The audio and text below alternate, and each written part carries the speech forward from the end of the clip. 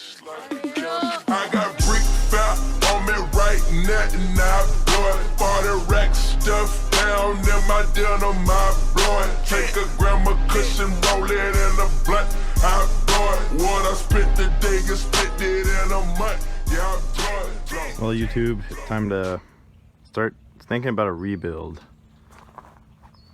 If you watch long enough, you might realize that I have this thing where it seems like I rebuild about every year, about once every year, about the same time of year, right after finals. So it's time. I could do that whole Jeep 2.0 thing or whatever, but it'd be a little off. It's more like Jeep 5.0, but I'm not gonna like copy that anyway. Basically borrowed this stuff, these amps. I got 10 banks of capacitors and 12 batteries under there, mismatched. And the weight's pretty crazy. So since I'm borrowing everything, it's time to return it. Finals are over. I'm ready to kind of do something else with the car. And the other thing is that it weighs so much. It doesn't look like it weighs crazy because I got the suspension worked out. We added a lot of leaf springs and everything. I got the air shocks in there. But stopping this car is just so hard, and the weight distribution is really bad. So, you know, it's a lot of weight behind the rear axle, which is just always a bad idea. The wall itself is no issue. It actually doesn't weigh much, just because I use birch and the 2x4s. The heaviest part of the wall is probably the speakers. But all this stuff back here just is too much. So I want to rebuild. Plus this is really ugly right now. I mean, I stuffed everything in here just for finals to get loud. Broke 162, and I'm content. So 160 dB vehicle, it's cool. But I want to do something that demos a little nicer. I mean, this demo's like crazy, but it doesn't play lows very well, at least for the passenger, just because of the port setup. So this is the, you know, the main setup here.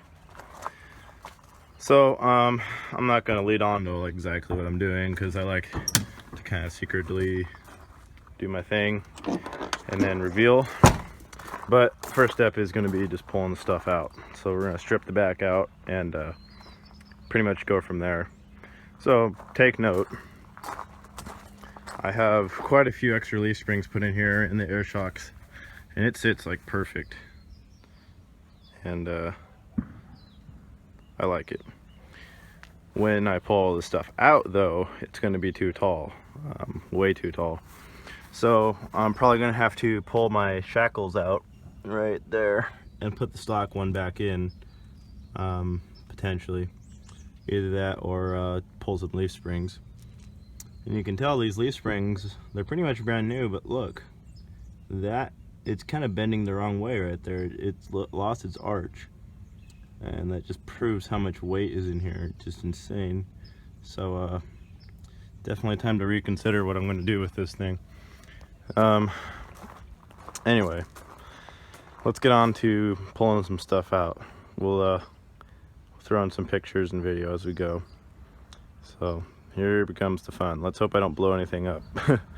So don't judge my sloppy install here. You got to realize that this was like last minute stuff I did. So if you notice, I didn't even heat shrink my heat shrinks, so I get to reuse them. Cool. And then I got a lot of wire runs. Cool. But this thing's kind of dangerous as it sits. So if I start pulling these things off, I don't want anything to be touching between these, especially since I'm hooked up to a bunch of capacitors. So as I pull these off, what I'm going to do is I'm going to wrap electrical tape around each one as I go. Then they'll be safe enough. I can just drop them down here and get them all out of my way, then pull the amp out. Same goes with the other amp. I've already got everything disconnected over here on both of these guys. And you can see these are monumentously large amps, like bam. So they're pretty heavy. So we'll get those things out, and then I'll kind of show you the caps.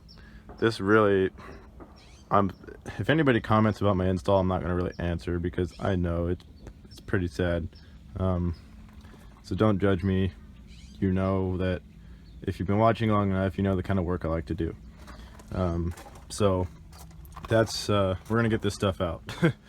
Anyway, so yeah, wrap around electrical tape around each one of these guys as we pull them out, because they're all connected to the caps. You can see there's a lot of runs going up there, and then there's runs between the caps and the batteries I also too have to work on. So I'll pull this top off, or this whole thing out, and you'll see it's a complete mess. Like, I feel like I'm driving a ticking time bomb sometimes, but that's the name of the game, I suppose. You cram a lot of equipment in the back. So when we do the rebuild here, it's going to be a lot cleaner. As you might remember, the 3.5K was a pretty simple setup. I just kind of want to expand on it. So right there you can see I want to do that full bank of batteries, potentially get some more of those 3.5Ks, you know, make it look cool. So we'll strive for that. But first, I'm going to try not to electrocute myself or blow anything up. Let's go ahead and do Alright, we got one of them out, and you might be asking about the Sundown Ultra stickers. These aren't my caps either. I borrowed them, so that's the little box they're in. And I don't think you can see in there yet. But I'm going to pull that top amp off and then expose capacitors in there. You can see I taped up all these wire ends, so they're a little safer. So, next amp. Oh, there's the caps. All that wire right there. So I'm gonna take all the wires out of these, unload it, and then these wires are what heads down to the batteries. Down there, it's just a mess. Way too much wire. But yeah, this is what the banks look like. They're all linked together to add up the voltage. I think they powered, I had them on just 1 amp all by themselves with no alternators and nothing hooked up, and I was able to get 11,000 watts out of just 1 amp by burping right off of these and then recharging and then burping and recharging. So they're good for 11,000 watt burst for about 10 banks. So it seems like about 1 bank per every 1,000 to 1,500 watts is pretty decent. And these can charge up to 15 volts. So, pretty efficient setup. Anyway, I'm gonna pull those out now. So here's the wiring mess. Pretty crazy. We got all kind of batteries stuffed in here. So, start pulling those guys out. Here's the full bank of caps, or 10 banks really. And there's the 2 9Ks. Whew, heavy. So, I wonder if the Jeeps come up anymore. Oh yeah, she's starting to come back up a little bit. Cool. Anyway, get them batteries out and we're gonna really see some change. A lot of power. Okay, so we got pretty much all the weight out of it. Jeep's sitting quite a bit taller now. And there's all the stuff. Whole lot of batteries. A bunch of wire. Whew, crazy. Now we gotta get this part out and the rest of what's in here and just strip it down, I guess. Alright, well, it's pretty much stripped out. And it sits way taller. As you can see, there's like crazy amount of gap in there now. But this is the back of the wall. It's been a while since I've seen it. Go in there. There's the sides. So I'm not really sure what I'm going to do with it. Just going to play it by ear and slowly work on it, I guess. But that's that. Well, she's all stripped out, and you can see how tall this thing sits now with no weight in it. It's an astronomical amount. So it's going to be really nice to drive. I've also stripped the wall out pretty good.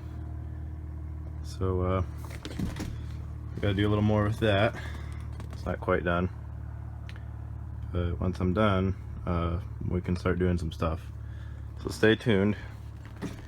So this is just the first step of the Jeep and Bass 2.0, I guess I can call it. I don't really know, but yeah, I bet I'm gonna get a lot better gas mileage. Anyway, this video might have been a little boring, but for those of you who follow, it's a sign of things to come. So be sure to like and subscribe and pay attention for the next few videos coming out. I'm going to be doing some work on the Honda, so a lot of the equipment that was in here, like these speakers and such, I'm going to go ahead and throw in the Honda, along with a 90.4 and some other little things. So stay tuned. We're going to take it slow this time with the Jeep and really build it the way we want, but that gives me more time to do more in-depth sort of video. So like always, go check out the YouTube channel if you haven't already, and hit the like and subscribe and all these great things, and stay on the lookout for some Jeep and Bass. Get loud and get super loud. You know how we do it. Next time.